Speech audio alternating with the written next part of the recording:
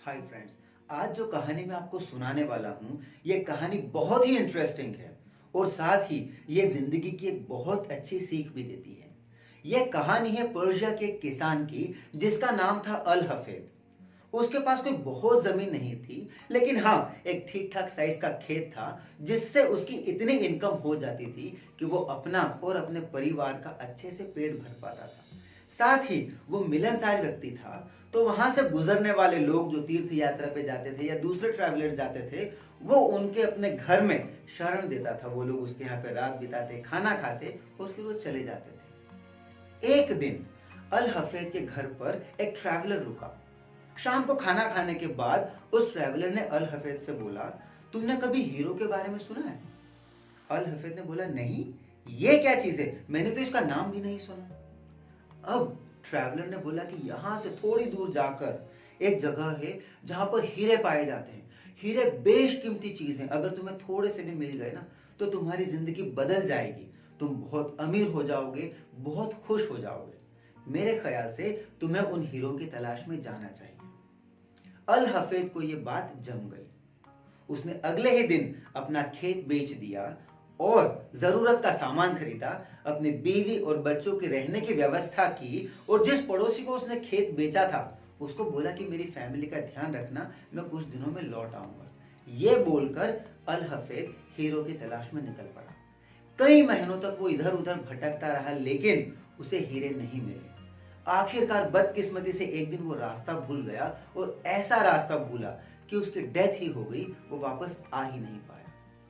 कुछ दिन बीत गए, उसके बाद वो ट्रैवलर वापस आया और इस बार वो अल हफेद के उस पड़ोसी के घर रुका था जिसने अल हफेद का खेत खरीदा था।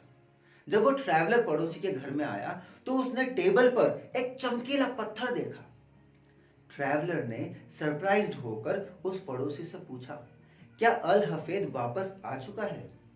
पड़ोसी ने बोला, नहीं, अल हफेद की तो डेथ हो चुकी है, वो तो आया ही नहीं, उसे हीरे मिले ही नहीं। वो ट्रैवलर बोला कि ये टेबल पर जो चमकीला पत्थर रखा हुआ है ये तुम्हें कहां मिला? पड़ोसी बोला, ये तो मुझे उस खेत में ही मिला जो मैंने अल हफेद से खरीदा था। इनफैक्ट ऐसे तो बहुत सारे चमकीले पत्थर है वहां पर, बस मुझे दिखने में अच्छा लगा तो मैं इसको उठाकर ले आया। ट्रैवलर मुस्कुराकर बोला, यही तो हीरा है जिसकी खोज में अल हफेद निकला था। फ्रेंड्स, कई लोग अल हफेद के जैसे ही होते हैं। अल हफेद को पता नहीं था कि हीरे उसके खेत में ही है और उन हीरो की तलाश में वो न जाने कहां कहां भटकता रहा। ऐसे ही हम लोग खुशियों की तलाश में होते हैं। छोटी छोटी जो खुशियां हमारे पास है, हम उन पे कभी ध्यान ही नहीं दे पाते। हम न जाने कैसी अनजानी बड़ी चीजों की तलाश में भटकते रहते हैं और ये भूल जाते हैं कि एक्चुअली खुशियां हमारे अंदर है और खुशियों की तलाश में हमारी जिंदगी नीरस बनी रहती है। छोटी छोटी चीजों में खुशियां मिल जाती है। हम अपनी फैमिली के साथ कभी ड्राइव पर गए, ये खुशी है। आपने अपने बच्चों के साथ बैठकर आइसक्रीम खाई, ये एक खुशी है। ऐसी छोटी छोटी न जाने कितनी चीजें हैं जिसमें आप खुशियां ढूंढ सकते हैं। दोस्तों, खुशियों को आपके बाहर ढूंढने की जरूरत नहीं है, वो आपके अंदर है।